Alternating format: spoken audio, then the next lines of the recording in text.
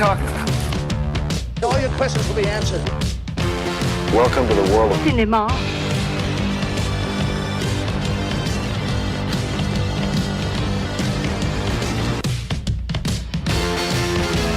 That's our take.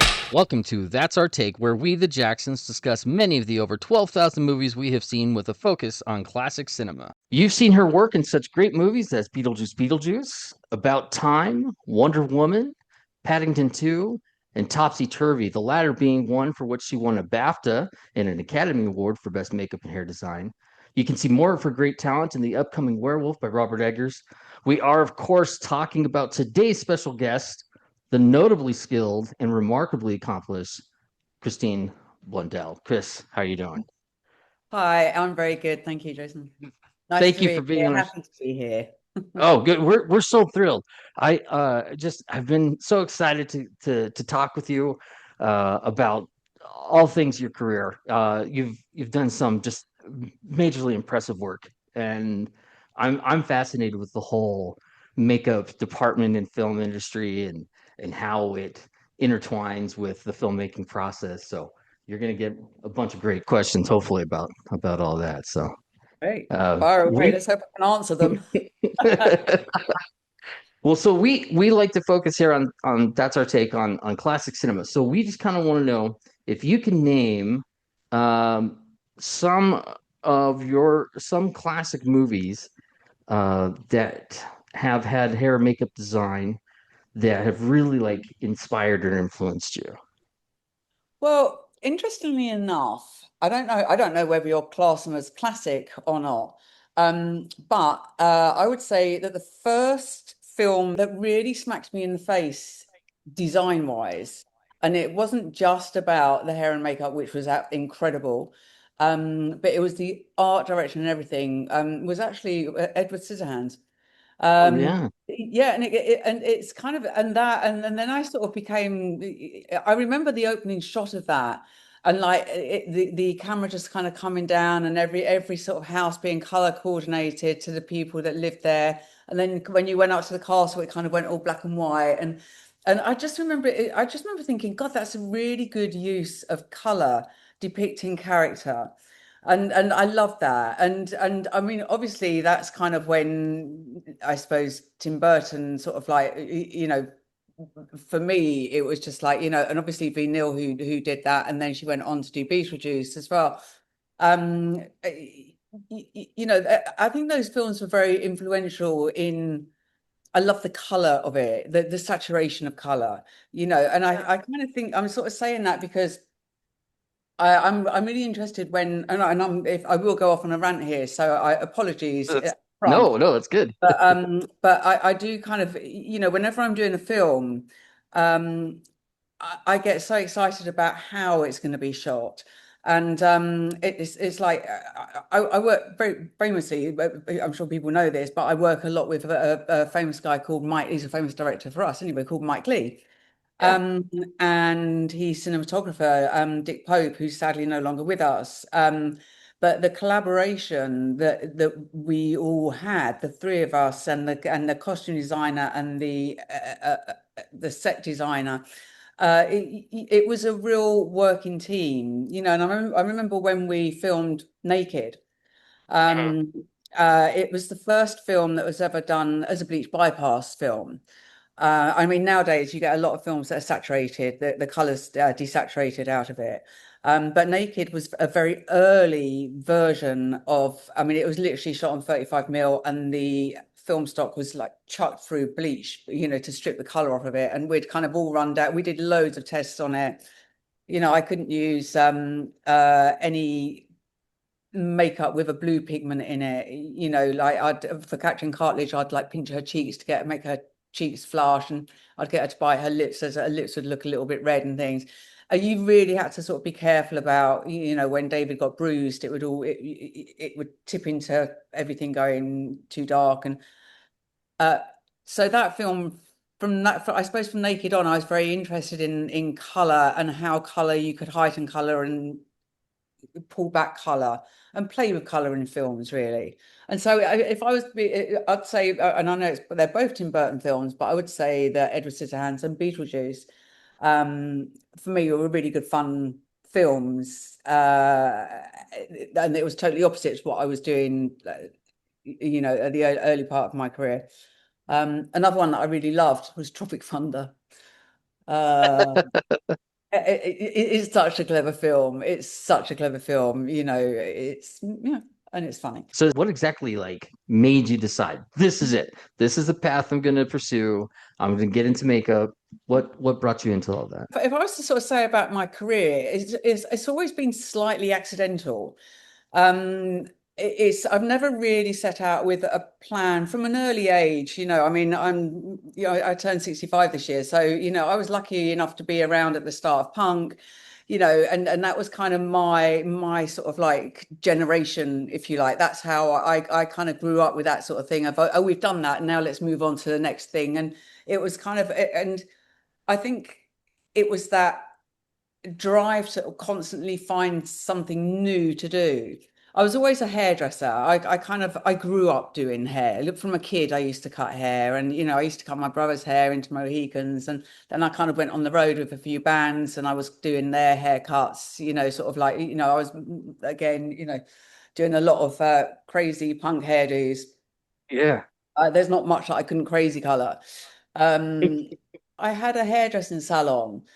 uh, you know, I was lucky enough to kind of, I was offered a shop that I could take over, and I was working in London at the time in Kensington Market, and it meant me moving back to Stevenage in Hertfordshire and opening a shop. And I did that for a couple of years, and then I just missed London really badly, so I sold up the shop.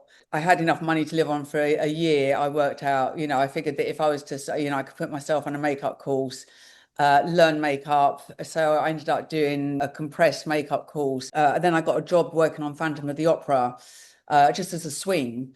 At the time, David Willits was the Phantom, and then from there, I got a call to go and work at London Weekend Television, which was on the South Bank, and I got to know the girls there. The TV industry was just starting to go freelance at the time.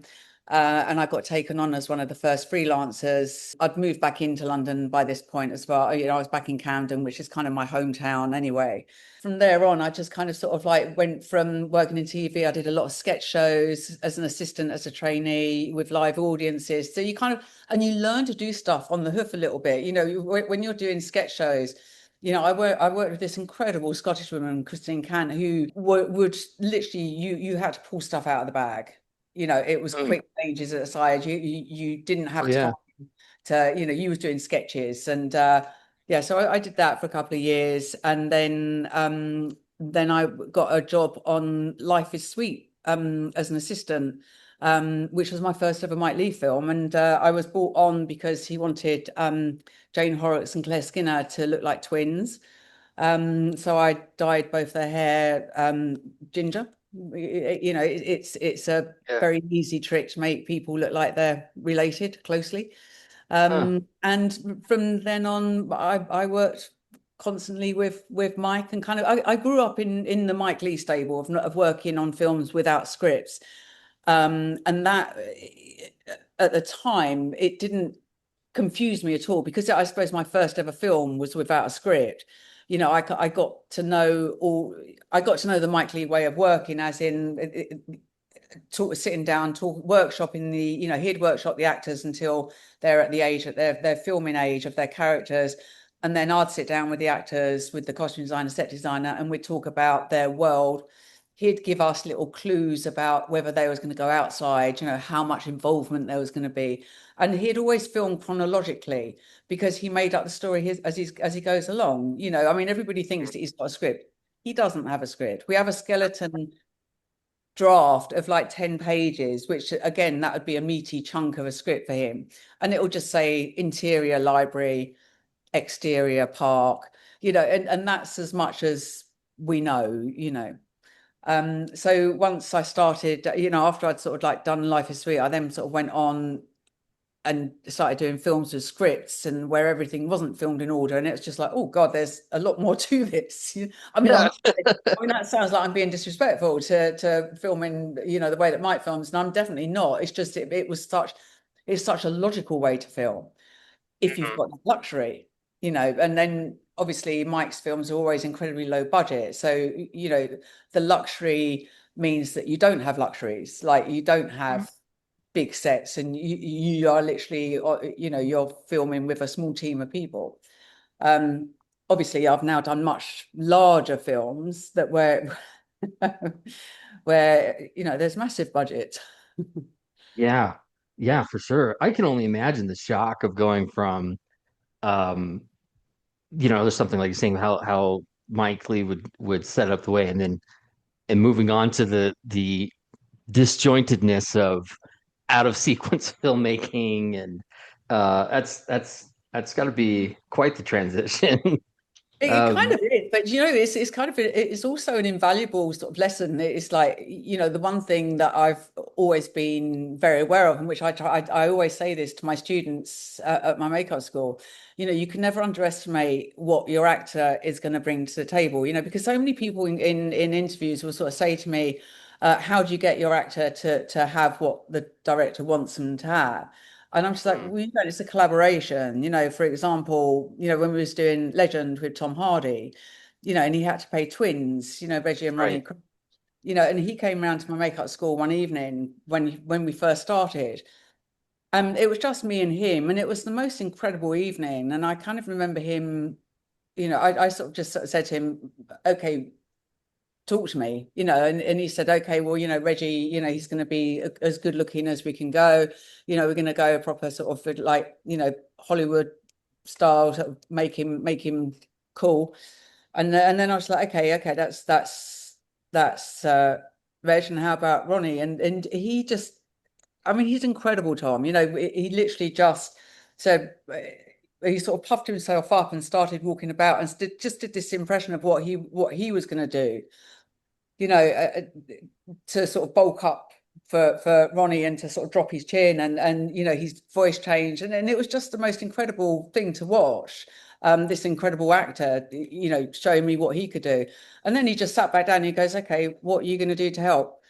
And I Yeah. was like, you know, and and it's things like that, you know, and I was just like, okay, well, let's just like, you know, let's do everything slightly, let's wonk up his face. So, you know, let's and we sort of dropped his hairline, which shortens the face a bit, gave him a wonky hairline here, um, put some, you know, moved something up his nose, sort of like just it was kind of sort of trying to make his face a bit more Picasso, a bit more off kilter, so that everything was a bit odd.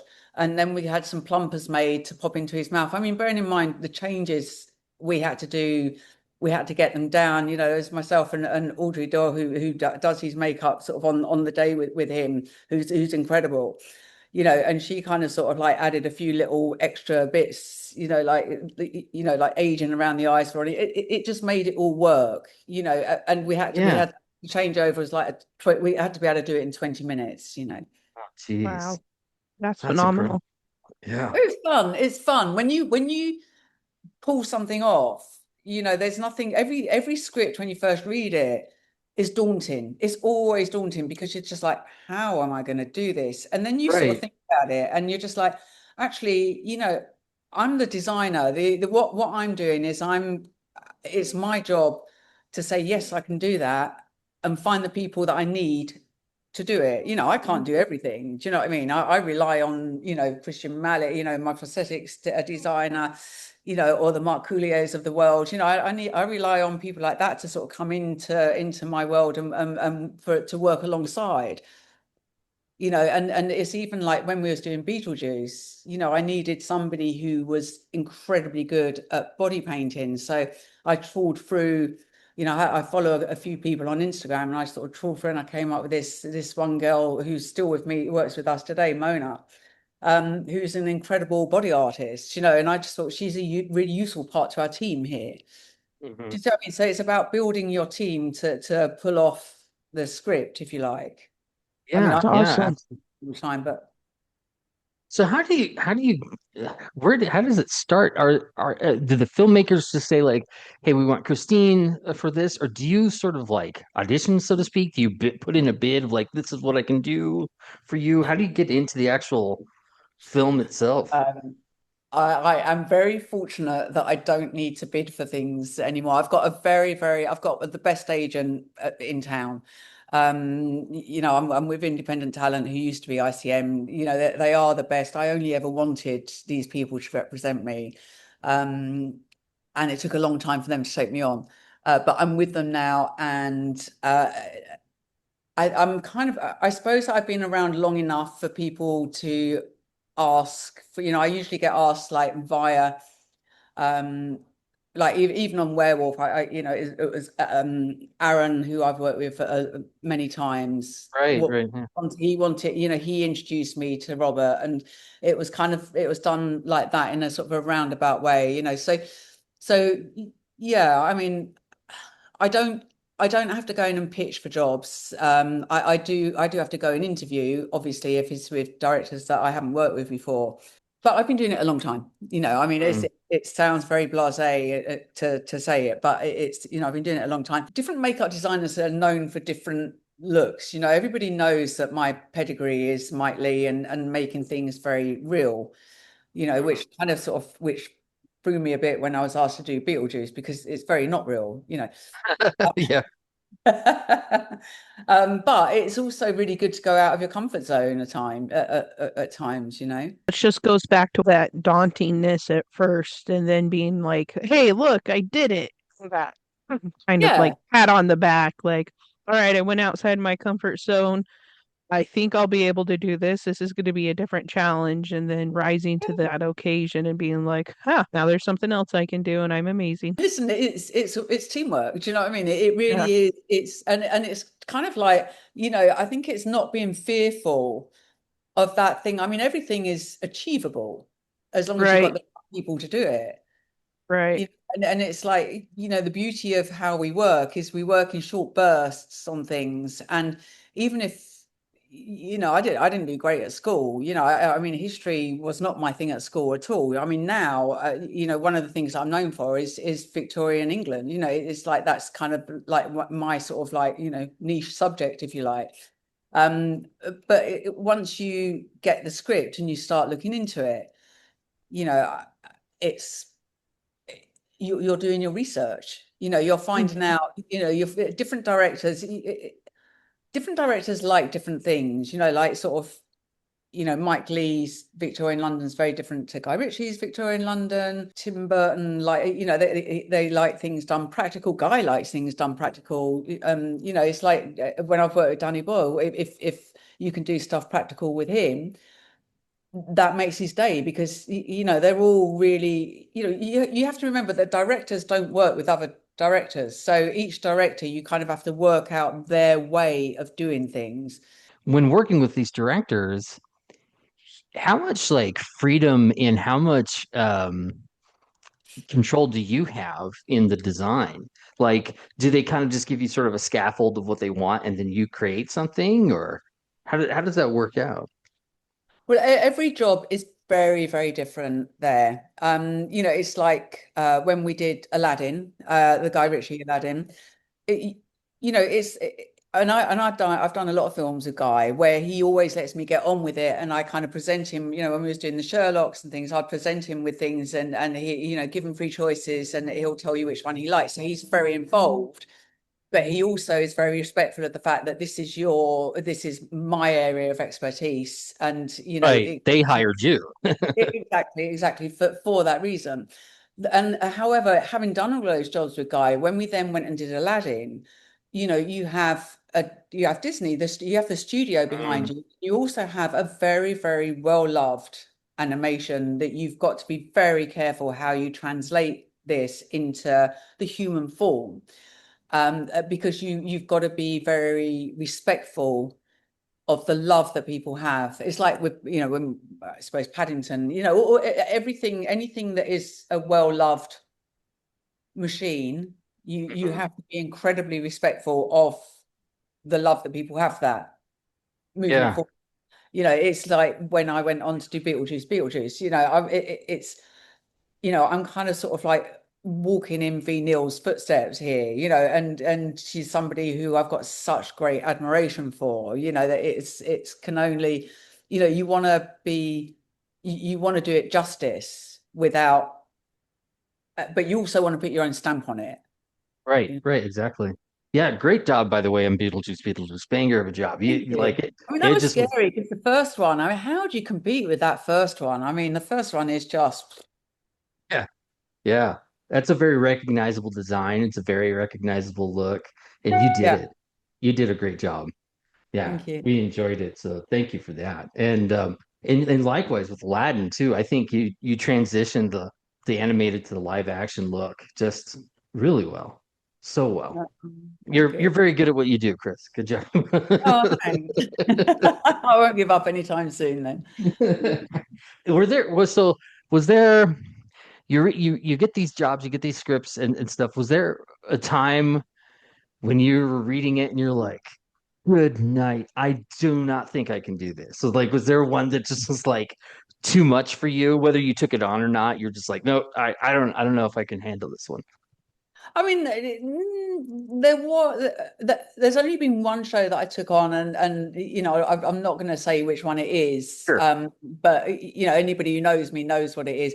And I tried so hard to understand the world, and after a couple of months, I just realized I just wasn't the right person for that world. You know, I know what was good about it is it kind of taught me my boundaries in that I understand the things that I know that I'm really good at and that my team are really good at.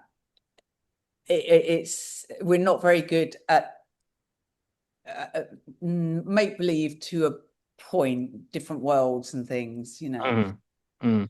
Yeah. So that taught me a lot, and it sort of, you know, it did make me sort of like sit back and just go, okay, I've got to not jump onto things if it's not in my comfort zone, you know, because there's other people that are so good at those kind of shows, you know. Yeah. You know, and it's and they look so stunning, but it's just a world that I don't necessarily understand. Yeah. No, I get that. That's you. So do you feel you have to like, I imagine you do. You feel you have to be understanding of the vision, of the direction of the story. You need to feel a connection to it, right? I need to In some build a way. connection to it, and I also, you know, I love doing things with different directors. You know, I've got a massive respect for what directors bring into our game and things, you know, and I do like collaboration, you know, and sometimes I'd rather do something on a lower budget thing where I'm involved Mm. as opposed to be on a massive big machine where, you know, you're literally just running a massive big show. I get that. And it's interesting because your skill set is so great. You look at like Secrets and Lies, and it's just it's really so good. And then you compare that to something like King Arthur, which is much grander, you're just it's you do such a great job of rising to the challenge and hitting the mark. I want to know, I really respect the work that you've done on the level of budget, the level of story, the level of scale. You match it. You do a wonderful job.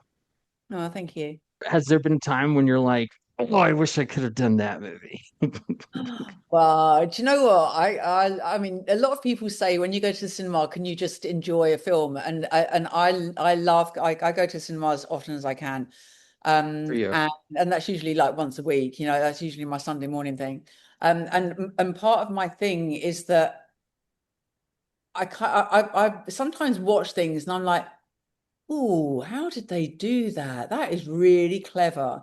And then I don't kind of think, oh, I wish I'd done that. I think the only one that I kind of would love to have done was like I'd love to have done one version. I know there's a couple that were done of the Frida Kahlo Mm, story. You know, I kind of like I think that is such an interesting and again a really colourful, the colors, yeah. yeah, thing in that. But I mean, there's nothing really, you know. I mean, I saw that, you know, I'm sure that you guys have seen it, you know, but I was kind of really intrigued about the Obsession and the Backrooms films, you know, Mm. and the Obsession. I mean, Obsession, I absolutely loved it. And I also, you know, loved the journey of the girl and the guy and how she just got more and more deranged and things. And there was obviously no money there at all. But that's the kind of thing that I kind of think, oh God, that's really clever. And it's like, when you hear films, it's like Dallas Buyers Club when they did that, and you watch it. And I know Matthew, I mean, I was lucky enough to work with him on The Gentleman, but I know that he lost a massive amount of weight for that. But there was also an incredible, it was incredible what they achieved with the makeup and just getting it into that period. It's like it's a very hard period to now. So it's things like that. I think it's quite easy. I think when you go into like Victorian 20s, 30s, 40s, 50s, 60s, all of those periods, they're kind of quite easy to do because you've got a little bit of a license. You've got loads of photographs. You kind of know what went on there.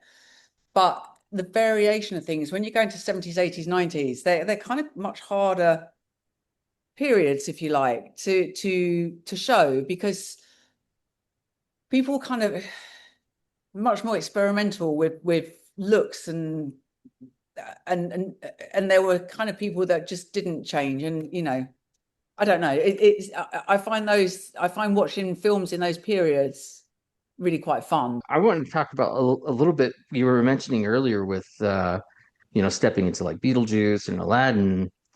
So with Werewolf, uh there's a huge cinematic backdrop of what a werewolf is and how it looks. And um how was that challenging coming in? I mean, Eggers, I'm sure, has his vision.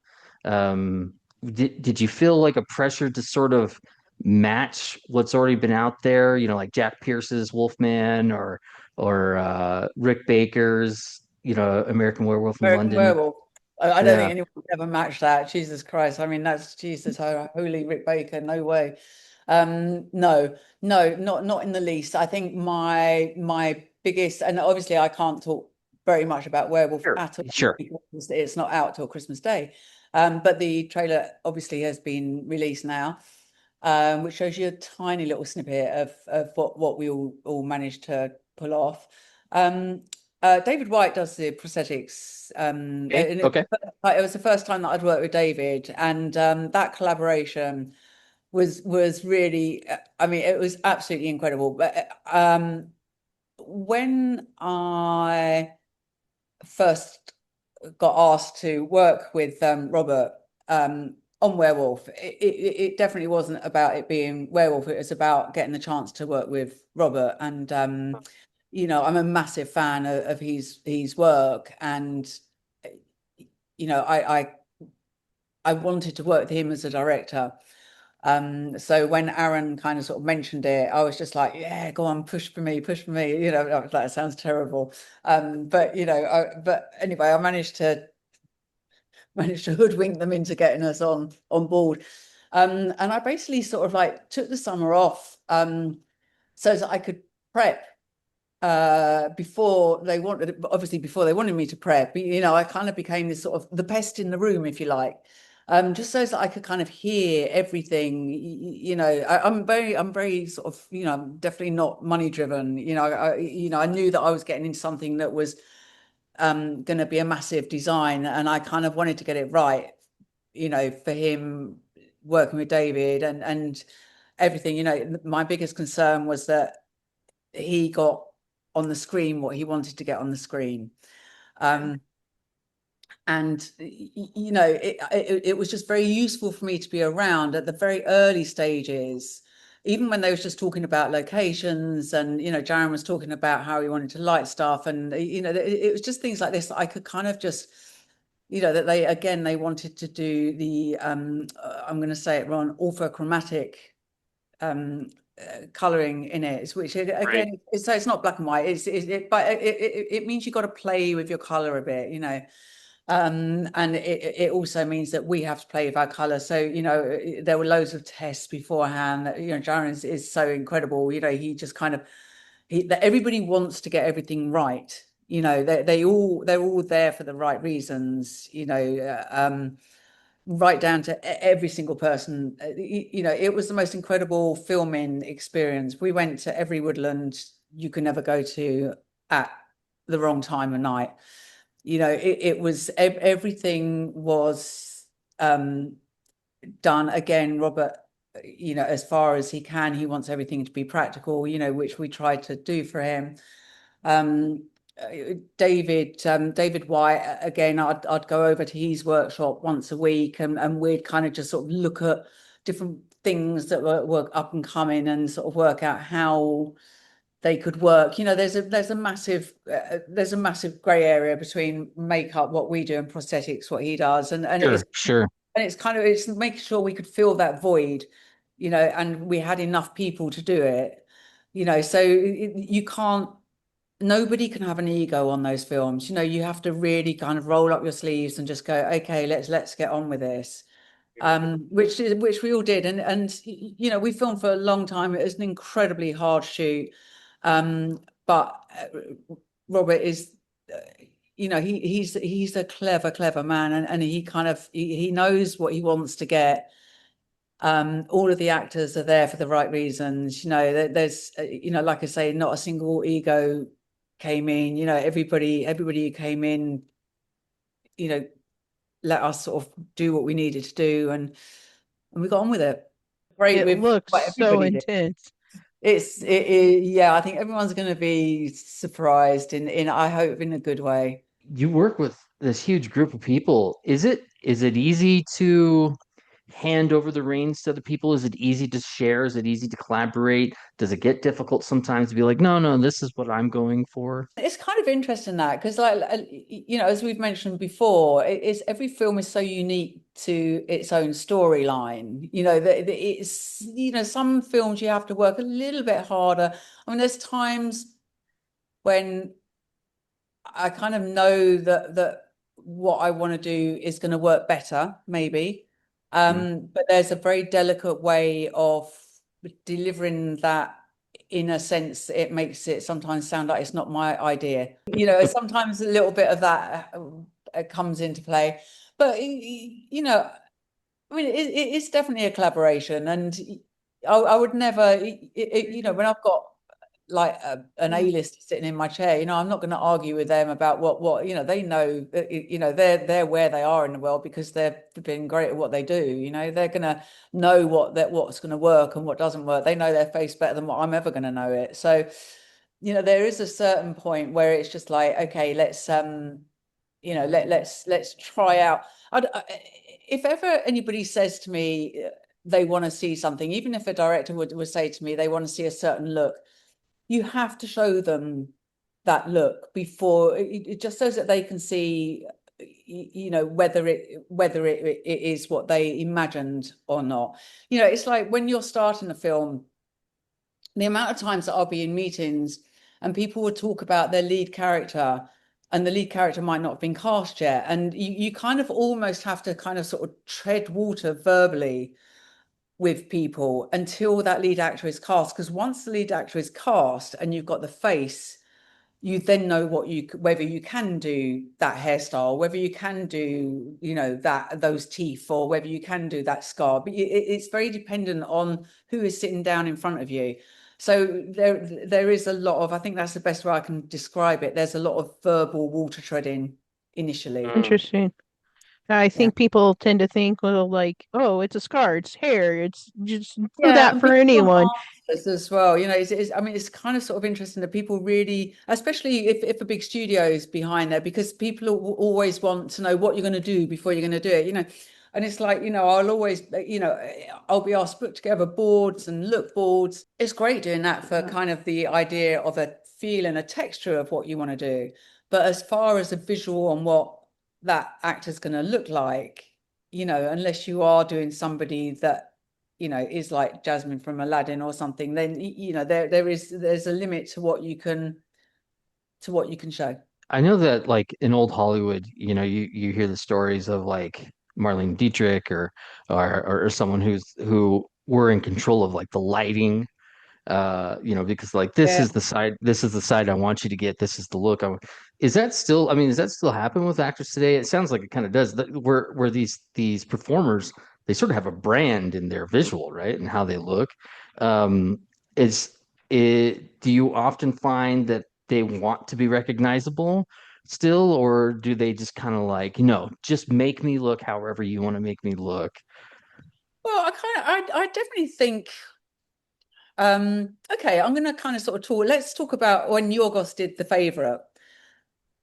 He one of these things that he did, and incidentally, he's he's a director that I would love to do a film with. I've been lucky enough to do a couple of music videos with him and commercials and that, but to do a film with him would be great. So Yeah. I'm putting it out there. Yeah, we'll make sure he hears this. Yeah, if you can pass this on to him. But when he did The Favourite, what was kind of interesting about that is that I don't know whether he kind of sort of said to Rachel Weisz and Olivia Colman, I'm going to use the most unflattering camera angles that you can ever have. We're going to be shooting right, coming right up under your chin. And they were just so happy to kind of go along with that and just be comfortable, just getting on with their thing and doing, I kind of feel that things have changed so much in the last 20 odd years. That and I think again, it's like when I first started working with Mike, and I remember sort of like Mike sort of say, sort of talking to actors, and I was saying, oh, you shouldn't be wearing makeup. We need to see your skin. And it was unheard of at the time when I first started working with Mike, that you wouldn't just put makeup on someone for the sake of putting makeup. And I was like, no, let's just film your skin as it is. And it kind of sort of set this trend where I'm not saying I was the instigator, I definitely wasn't, but it definitely things started happening where actors didn't necessarily want to have a load of makeup, and the makeup was being stripped back to a point that nowadays quite a lot of actors don't wear makeup. Like a lot of our gentlemen actors, are more than, it's all about skincare and making sure that their skin looks good. Obviously you make them look healthy, or you make them look tired, or, beaten up and everything like that. But makeup per se, even with women, there's a lot of women that are really comfortable just getting on with being a damn fine actor. It's like they're not hiding behind any massive big sort of like makeup overhaul. You're talking about the kind of the actor experience. One of the things I think of when I think about makeup uh is the actors who go on talking about the amount of hours they had to sit through certain things. And I always think, I'm like, I'm sure it was just as grueling for the makeup designer, the person who's applying the makeup and everything. I mean, like, you hear the stories of I had to sit for 6 hours for Rick Baker. Yeah, but I mean, like, he had to be there too. I know. But, we're the workforce. That's kind of, our job is to get on with it. The amount of stamina you have to do what you do consistently throughout the movie is just impressive to me. Um, because you've got to nail the look every time you come to set, right? Well, I mean, it's about continuity, really, isn't it? So, there's so many elements that tie into this. It's like, how long is your story running over? Is it running over 10 years, 20 years, 2 hours? The longer the story spans, the harder that continuity is, because you will inevitably film it totally out of sync. So, that's where it becomes a little bit of a, oh God, I've really got to use my brain here to sort of make sure we're sort of doing the, he's 19 sort of like 80 look as opposed to his 1997 look. It's that kind of, those kind of things all come into play a lot. It's one of the things that I sort of talk to my students about. I mean, the great thing again, like, is that you have to be fit in this industry. You have to be, like when I'm doing a film, it is I am mentally, I live and breathe that film for the 3 or 4 months that I'm doing it. I very rarely, I don't really go out that much. I mean, it sounds like I'm not a recluse, but I definitely sort of don't burn the candle, if you like, because I can't come in the morning at sort of 5, 6 o'clock in the morning with a headache, or feeling that I can't sort of work that day. It's like, I think one of the hardest things that you do as a makeup artist, one of the hardest skills to learn, is being able to just like read the room, when your actor sort of comes in, you've got to be very perceptive to making sure that you're neutralizing everybody in the morning. It's like everybody has to get on set in a good way. And if you've got a really big, massive makeup to do in the morning, you don't want loud blaring music on. If your actor has got to sit in the chair for 3 hours being poked and prodded by all of us, it's like, it is a long time to sort of sit in one place. And I mean, it's like, yes, we are doing it as well, and we're doing the appliance, but in fact, we're kind of actively thinking, okay, this needs to go there, this needs to go there. Now we're doing this, now we're doing that. So we're kind of rolling with doing things. They're just kind of sitting there very patiently, trying not to move. So I kind of do get that. I kind of get when an actor sort of says, "Oh, I have to sit there for 6 hours every morning." I kind of do. I have more empathy for them, I suppose, than what I do for our side of it, because we are physically creating. We're doing what we love doing. This is our time to play. Talk to us about CBMA, your school there. My makeup school. Yes, all my wonderful students that are out there. We've been running for about 20 odd years now. And it was something that I wanted to do for many years. I felt that there was a big gap I mean, the BBC used to train hair and makeup people, and they had a very strict regime of how their process went. And then it kind of all went a little bit belly up, really, when all of the studios went freelance. And it was sort of something that I kind of wanted to sort of reinstate, was a good training ground for what we do. And also I'm very kind of sort of I'm very keen on the fact that we're classed as technicians. We are technicians in our industry. And what we bring to the table is a very important section of the filmmaking process. And opening a school was a bit of a no-brainer, really. It was. I'm saying it was a no-brainer. It took me 2 years of kind of putting together notes of how I would do a course. I always wanted to do like a course that was the same length as doing a film, So and I was always very specific about the makeup course got you to be a trainee level. That you wasn't going to come in and suddenly be a designer. My whole ethos, if you want, and the whole of CBMA's ethos is that, you look at your career as a like a 10-year plan. It's like you want to be really good at what you do before you move from a trainee to a junior, before you move from a junior to a makeup artist. You kind of want to be ready to make those jumps. So it was kind of sort of that sort of thing. One thing that we're really, we've kind of I think we have perfected the course. So over the 20 years that we've been running it, I mean, we've got a lot of people that are designers now, which is great. I'm really, really proud of them. I always get excited when I see people's names up on the credits, and they're sort of like, our graduates from, years ago and things, they're designing and winning their own awards now, which is just, it's such a great feeling for me. Yeah. Yes, and we just opened a prosthetic school as well, which is right. I saw that. Yeah, that's only just opened. So we've sort of done that in collaboration with Tilt, one of the makeup suppliers in the UK. That's outstanding. That's cool. Yeah. And and actually saying that, we've actually got, I think V Neal is coming as one of our guests. She's doing a 2-day show with us in November. I don't think I'm going to be there. I think I'm going to be in the Highlands. But yeah, we're getting some really good people to come in and do like little 2-day comprehensive courses and things. Yeah. That's phenomenal. Great work that you're doing there. You are a fan of cinema. What are some like great classic cinema that you just like, you've got to see this movie? As soon as I get asked those questions, my mind goes blank. And my go-to, I mean, it's like when people sort of say to me, what's your best film? I will always, and I know what my best film is. My favorite film of all time is Jaws. Without a shadow of a doubt, because that is, it's just like, who can't love that film? Are there actors or actresses that you would just absolutely love to work with? I mean, the only one that I've always said that I'd love to work with is Jack Nicholson.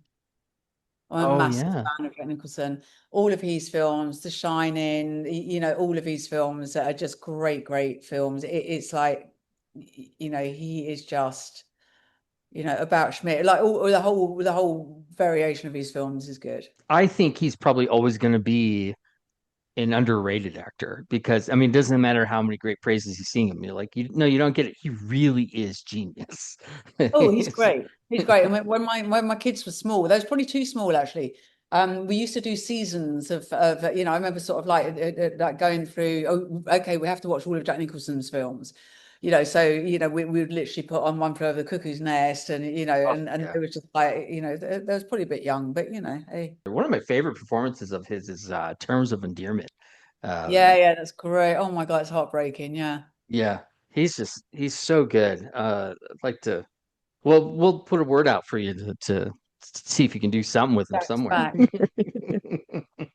We just recently watched Topsy Turvy. Oh, did you? Yeah, yeah. Yes, everything for the period and everything. It's phenomenal how, Oh, it's such a great film. Yeah. the hair, makeup, everything. Just I can see why that was the one that won an award for you because Yeah, it's thank you. phenomenal. And might I add, uh, didn't you beat out a certain Rick Baker that year? I did, yeah. I was more surprised than anyone when my name was called out. So how was that? Like that moment at the Oscars? You're there. Was this the first time you had been nominated, or It had you been was, nominated? yeah, it was Oh, okay. absolutely the first time I've been nominated. And yeah, and I really didn't I'd only just had my second child, Alfie. He was literally 6 weeks old when I went over to the awards, and I remember being very kind of sort of like I didn't really want to go over there. It was Mike kind of convinced me that I could go and be back by sort of Monday afternoon on the last flight. And I was a bit of a lactating mess, truth be told. I think the following year they brought out the award for the shortest speech ever, and I think had they have done it on my year, I'd have won it. Did you have something planned and you just didn't get to it, or you were just like, No, "Oh, I don't know what to say." no, I remember walking in with Mike, and he said, "Oh, have you written a speech?" And I said, "No, no, I haven't. No." And he was just like, "Well, you should have done." And I was like, "Oh, okay.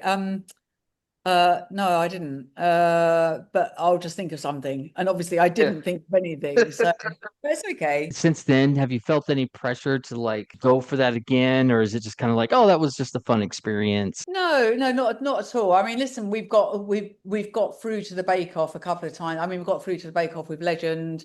We got through to the Bake Off with Beetlejuice. But it's like you can't you don't go into doing a film with that thought process. Right. You can't. If something comes of a film afterwards, then it's an extra pat on the back for everybody that was involved.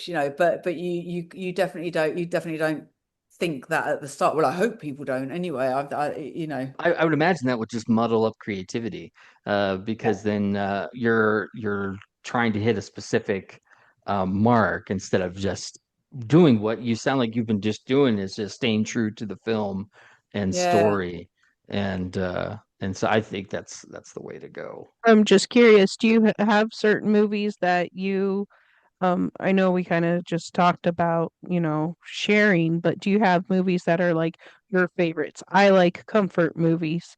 So I'm kind of curious, like if there's a movie or movies that I never get tired of. yeah, and I do have. And funny enough, one of them is one that I've actually done, which was About Time. Just Oh, once I can just watch it again and again and again. I just love that film. I like things that have got a good storyline.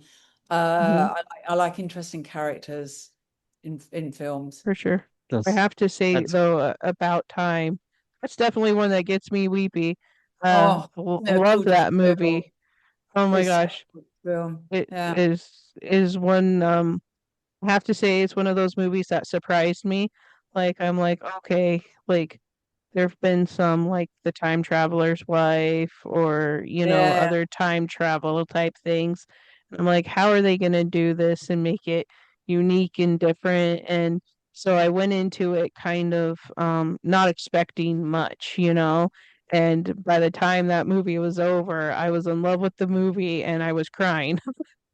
So Oh, it's just the magic of movies, right? yeah, Richard Curtis, just he's great. such a And lovely man as well. He's such a lovely man. looking at his movies, and you just think this has to come from somebody who's just really kind and Oh, he and kind of, I've never come across a man who just loves love as much yeah. as Richard. He Oh, just the kindest, one most beautiful, beautiful soul.